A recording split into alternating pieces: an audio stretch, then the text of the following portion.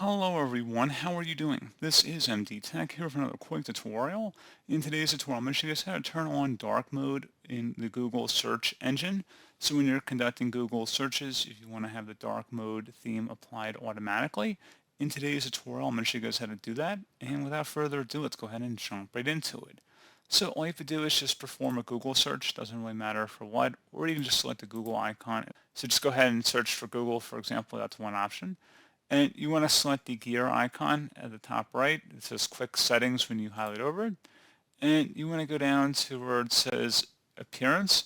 You can select either the light theme, dark theme, or device default. So if your default Windows device, for example, is set to light mode, the Google search results will appear in that same default selection.